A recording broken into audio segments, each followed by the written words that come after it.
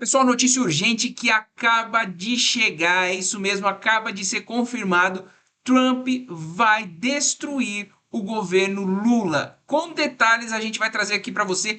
Embaixador dos Estados Unidos ao vivo confirma ataque de Trump ao STF também. Tudo em detalhes para você agora no nosso vídeo. Seja muito bem-vindo ao nosso canal. Pessoal, se inscreva, ative o sininho de notificação. A esquerda está tentando derrubar o nosso canal, tentando interromper nossa comunicação. Então deixa aquele joinha que nos ajuda a divulgar esse conteúdo, comente, compartilha e não se esqueça, se inscreva e ative o sininho de notificação. E olha só a frase do homem: se você roubar uma loja, quando sair dela você vai levar um tiro. Bem assim, curto e grosso. E eu te pergunto, você concorda com essa frase, com essa postura de Donald Trump? Para mim ele está certíssimo. Quero saber sua opinião. Deixa aqui nos comentários que eu quero saber. E olha só, Gustavo Gayer detalhou, pessoal, mostrou aqui, inclusive, a entrevista ao vivo do embaixador, tudo o que aconteceu, a imprensa desesperada. Trump vai destruir a esquerda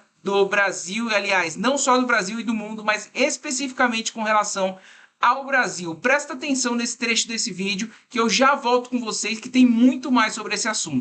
Muitos riram de nós e achávamos que nós estávamos exagerando quando dizíamos que as consequências aos desrespeitos a direitos humanos fundamentais aqui no Brasil, ao aparelhamento do Estado, de instituições estatais como ferramenta política para perseguição e aprisionamento de pessoas politicamente, que isso tudo traria consequências internacionais graves para o Brasil. Como eu disse, muitos acreditavam que era um exagero. Bom, hoje um ex-embaixador brasileiro que mora em Washington, mora nos Estados Unidos, deu a sua versão dos fatos, numa imprensa completamente esquerdista, que também você percebe claramente que eles também ficaram chocados com a resposta do ex-embaixador. Então vamos lá.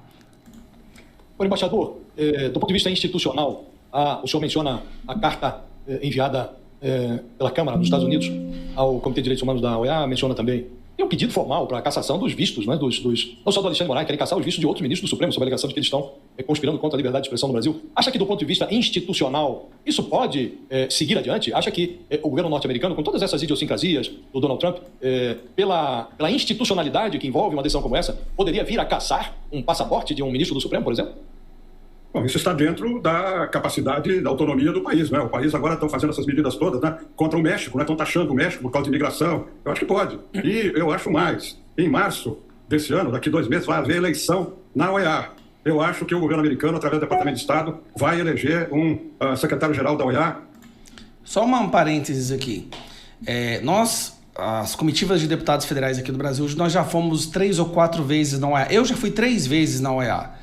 Nós somos sempre completamente ignorados, mesmo apresentando todas as provas, os crimes contra direitos humanos, nós somos completamente ignorados porque ele foi aparelhado pela esquerda. Só que agora as coisas vão mudar. Conservador que siga as orientações, as políticas do Departamento de Estado, e isso vai ter implicação sobre os governos de esquerda aqui na região. Eu acho que, por isso que eu digo, esse momento que nós estamos vivendo, talvez seja o momento mais delicado da política externa brasileira nesse governo atual, e aí há muito tempo, porque nós vamos precisar de atitudes profissionais do Itamaraty, não respostas ideológicas e respostas partidárias. A situação é muito complicada, afeta a todo mundo, e o Brasil terá muito a perder se abrir um flanco, né, de oposição ao governo americano. Vamos ver o que vai acontecer nos Estados Unidos lá. Eu não estou notando agora nenhum esforço de aproximação. Quer dizer, eu não sei, vocês devem ter visto alguma referência, eu não vi nenhuma referência.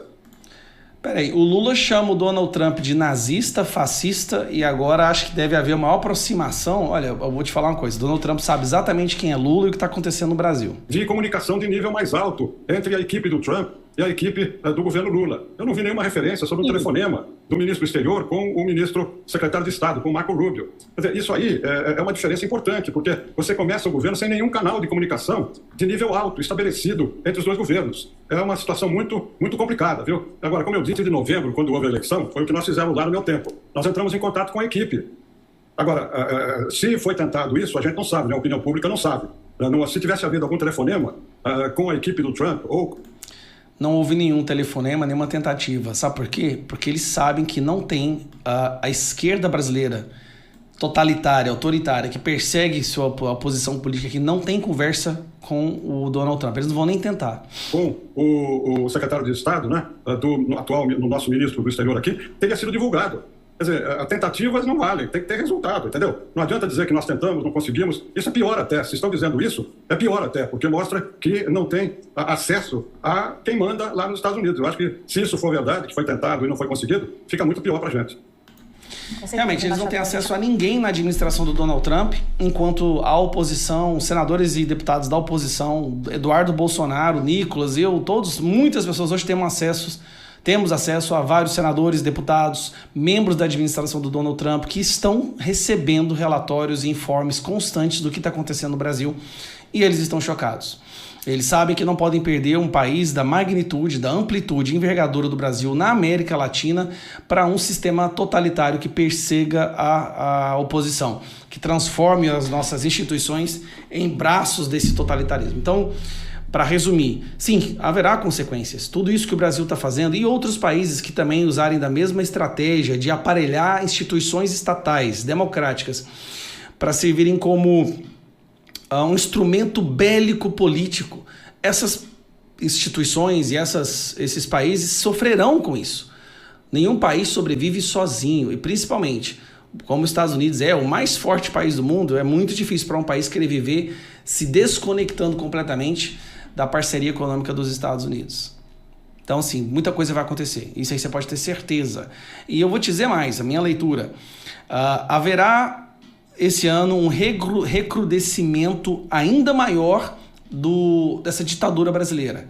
Eles vão fincar as suas garras e as suas presas ainda com mais força, reações ainda mais violentas, porque eles vão perceber que o cerco vai se fechando e aí eles têm que justificar suas ações e eles justificarão destruindo mais pessoas serão presas, mais censura, sempre na intenção de sobreviver. Não é democracia, agora já virou um processo de sobrevivência, porque essas pessoas sabem que mais cedo ou mais tarde nós vamos voltar ao poder e eles pagarão na justiça por tudo que estão fazendo. Um abraço. É isso, pessoal. Não vai sobrar pedra sobre pedra. Esse ano vai ser muito, mas muito difícil para o brasileiro, mas é necessário passar por essa situação para que esse governo saia. E falando disso, pessoal, olha só aqui, Gerson Gomes, comentarista conservador de direita, ele trouxe aqui: a verdade vai aflorar apesar dos esforços de Lula, Dino, Alexandre e Gilmar Mendes e todos que contribuíram para a reprodução da farsa do dia 8 e 9 de janeiro, descaradamente usando o mesmo roteiro da invasão do Capitólio, está sendo desmascarada, inclusive pelos Estados Unidos. Pessoal, presta atenção, ele está falando diretamente dos Estados Unidos, é muito importante o que ele fala nesse vídeo que vai acontecer nos próximos dias. A verdade, Paulo, em algum momento ela vai aflorar. Aqui nos Estados Unidos, essas pessoas, várias delas, ficaram presas anos. Algumas foram condenadas 1 ano depois, 2 anos depois do 6 de janeiro, mas vários estão presos desde aquela data, 4 anos. E veja que essa armadilha que foi feita, agora o Trump ele vai não somente soltar essas pessoas, ele vai à fonte, à raiz do problema. Porque houve uma acusação, Trump acusou formalmente a Nancy Pelosi de ter evitado a possibilidade, inclusive, de um reforço policial que foi oferecido pelo próprio Trump para evitar que houvesse aquela invasão. E as comparações com Flávio Dino, que tinha na sua mão a Força Nacional armada e equipada com controle para controle de distúrbio, ali no Ministério da Justiça. Pior do que isso, ele diz que tudo aquilo que comprovava que houve uma armadilha, FBI com agentes infiltrados estimulando a multidão a entrar nos prédios. Isso agora, que nós sabíamos de pedaços da informação, agora será feita uma investigação profunda. Pessoas serão responsabilizadas. E eu vou te dizer mais. Você sabe que aqui nos Estados Unidos as imagens sumiram também?